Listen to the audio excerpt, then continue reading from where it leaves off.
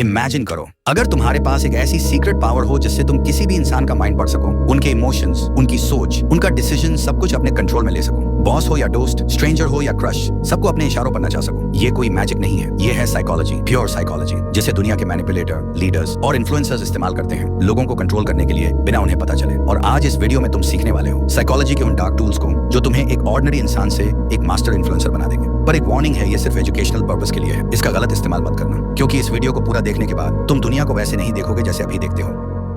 Trick number 5, the revenge trap.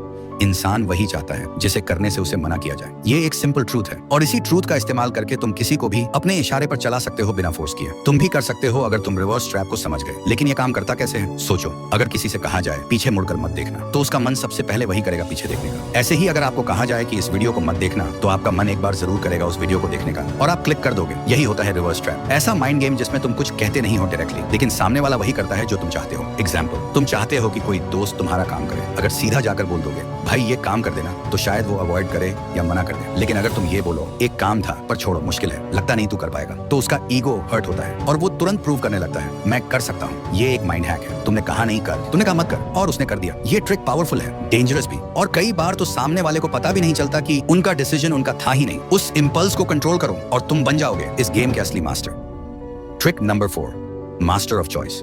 तुम्हें लगता है लोग अपनी मर्जी से फैसला लेते हैं, नहीं, वो सिर्फ वही चूज करते हैं जो उनके सामने रखा जाता है। असली गेम वही जीतता है जो ऑप्शंस डिजाइन करता है। Power is not in forcing people, it's in framing their choice. नहीं समझे? ठीक है, समझाता हूँ। मान लो तुम चाहते हो कि तुम्हारा दोस्त तुम्हारे साथ बाहर चले। अगर तुम सीधा बोल दोगे चल बाहर चलते हैं, तो शायद उसका मन ना हो और वो सीधा मना कर दे। लेकिन अगर तुमने बोला भाई पिज्जा हट चलें या डोमिनोज, तो अब गेम बदल गया। अब उसके पास 2 ऑप्शंस हैं, लेकिन दोनों का रिजल्ट एक ही है। वो तुम्हारे साथ जा रहा है, उसे लगता है कि उसने डिसीजन लिया, लेकिन असली कंट्रोल तो तुम्हारे हाथ में था। यही है मास्टर ऑफ चॉइस बनना। यही टेक्निक बड़े पॉलिटिशियंस इस्तेमाल करते हैं, बड़े ब्रांड्स और मार्केटर्स भी, जैसे बाय 1 गेट 1 या बाय 2 and get 50% ऑफ। तुम्हें लगता है तुमने बेस्ट चूज किया, लेकिन तुम्हें खरीदना तो दोनों में ही पड़ा। तो याद रखो, लोग कभी भी फुल फ्रीडम नहीं चाहते, वो चाहते हैं कंट्रोल्ड फ्रीडम, जिसमें उनका ईगो सेफ रहे। तुम बस ऑप्शंस को कंट्रोल करो और तुम उनके डिसीजन के भी मालिक बन जाओगे। Trick number 3, the guilty trap.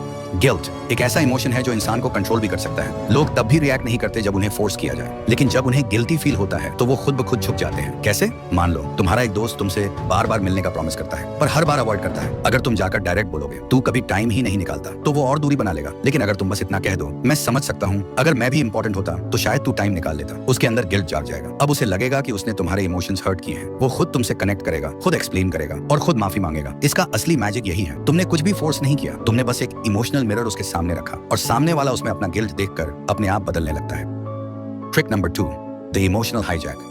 इंसान ज्यादातर डिसीजन लॉजिक से नहीं, इमोशन से लेता है, और जिसने किसी के इमोशंस पर कब्जा कर लिया उसने उसके दिमाग का रिमोट कंट्रोल ले लिया। यही होता है द इमोशनल हाईजैक। एक ऐसा साइकोलॉजिकल मोमेंट जब कोई शॉक, गिल्ट, प्यार या डर के असर में होता है, तो वो डिसीजन उस मोमेंट की फीलिंग के बेस पर लेता है, ना कि रियलिटी के बेस पर। पॉलिटिशियंस जब स्पीच देते हैं तो वो फैक्ट्स नहीं बताते, वो फीलिंग्स जगाते हैं, डर, गुस्सा या गर्व। और जब तुम उनके इमोशन से जुड़ जाते हो तो तुम्हारा वोट उनके फेवर में चला जाता है। इसे कहते हैं इमोशनल हाईजैक करना। 1 सेकंड के इमोशन में इंसान वो फैसला ले लेता है जिसका रिग्रेट उसे बाद में होता है, लेकिन तब तक गेम खत्म हो चुका होता है। तो अगर तुम्हें किसी का दिमाग कंट्रोल करना है, पहले उसका इमोशन कंट्रोल करो। लोग ये नहीं याद रखते कि किसने उन्हें क्या लॉजिक दिया, वो ये याद रखते हैं कि किसने उन्हें कैसा फील करवाया। Trick number 1, the power of silence.